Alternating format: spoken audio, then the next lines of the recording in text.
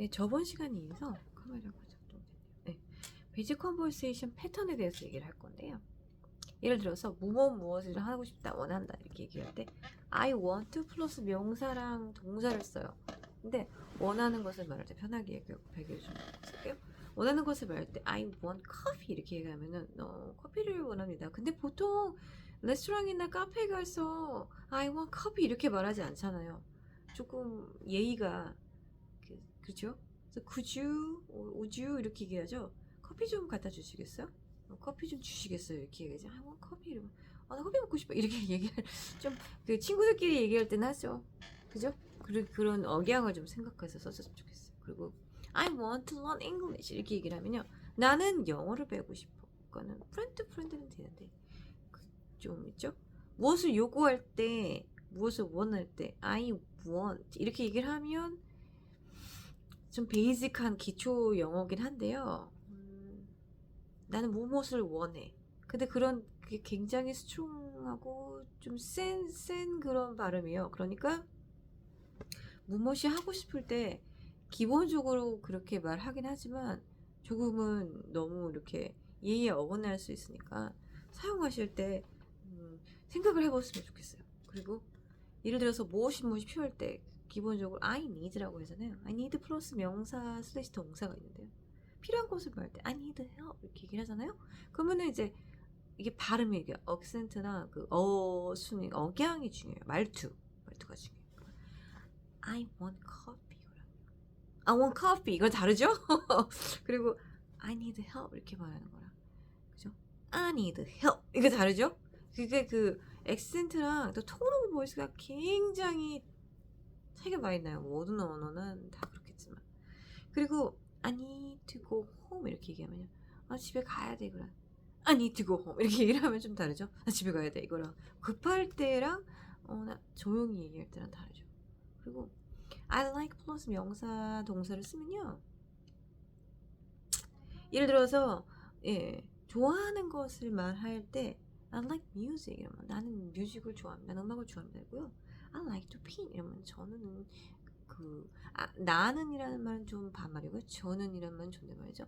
I like paint 이러면은 저는 페인트니까 벽을 칠하는 걸 수도 있고 그림을 그리시는 것은 대부분 페인트라고 하면은 벽에다가 이렇게 벽에다 칠하는 것을 얘기하더라고요. 그래서 만약에 그림을 그리시는 분은 페인트라고 얘기하지 말고 I like to paint a artistic stuff 이렇게 얘기를 하세요.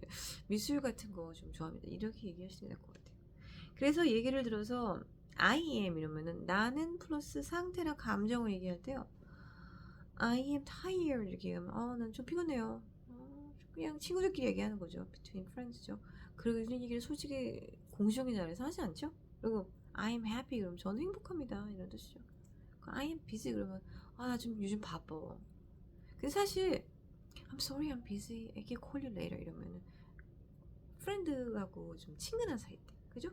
근데 막 좀 짜증났고 화가 나서 뭐 갑질을 할 때, 나 바쁜데 끊을래? 뭐 이렇게 얘기하려면은 I'm busy, could you talk later? 이렇게 식으로 이렇게 보스식으로 얘기를 할 수가 있고, the friend, I'm busy, I'm sorry, I'll call you later. 이렇게 얘기를 하겠죠. 비슷하죠? 다르죠? 그렇죠? 그러니까 감정이나 상태를 표현할 때는 말투, 억양, 액센트나 익스프레션이나 톤 오브 보이스가 굉장히 중요합니다. 그리고 베이직 아메리칸 잉글리시 프로나운세이션 팁스를 얘기해서 발음을 얘기할 때 미국에는 R이란 발음을 하죠. R. 한국식에는 리을이 있지만 미국에는 R이 있죠. 그래서 혀를 뒤로 말아 올리면서 ER, R 이렇게 OR 이렇게 얘기를 하는데요. 모두 강하게 들리지만 좀 깁니다 발음이. 롱을 해요. 그래서 R 이러면은 car 이렇게 해서 우리는 카 이렇게 배우잖아. 애들 얘기하듯이 카 이렇게 얘기를 하는데 그게 브리티시 발음 같아요. 카 아니면은 캐나디안 같은 카 이렇게 얘기하죠. 카. 근데 아메리칸 잉글리시는 car 이렇게 발음을 R을 굴려서 혓바닥을 굴려서 car 이렇게 얘기를 합니다. teacher is longer 얘기죠. pronunciation teacher 이렇게 하냐 teacher 이렇게 말하고 하고요. more 더 이렇게 하죠. 그리고 learn 이렇게 해도 R이 L-E-A-R-N이 들어가니까 L 발음도 길어요. 롱거리고 E-A-R-N이니까 learn 이렇게 봐요. learning이랑 달라요. R이랑 달라요. learn, learn 이렇게 됩니다. 그리고 이제 T가 D로 발음이 되는 경우가 많아요. 예를 들어서 다른 잉글리시가 아닌 브리티시 잉글리시, 브리튼 잉글리시에서 T 발음을 합니다. 그래서 water 이렇게 얘기를 하면 브리티시 잉글리시 water W가 입을 이렇게 약간 동그랗게 부르죠. 근데 미국에서 water 그러니까 WATER로 얘기해요. water는 WATER인데 T가 묵음이 납니다. Nobody's pronounced in Korean이 아니라 in English. So better, better이라고 얘기를 하면은 British English나 European English, Canadian better is in American English죠. 그리고요 강세, 스트레스가 정확히 들어갈 의미가 통합하는데요. present라고 하면요 선물이라는 의미도 있지만 present는 right now라는 의미가 있어요. 지금 이 순간. 그래서 present는 also time을 얘기하기 때문에 present 하면 또 이렇게 발표하다, 뭐 presentation을 얘기하기도 해서.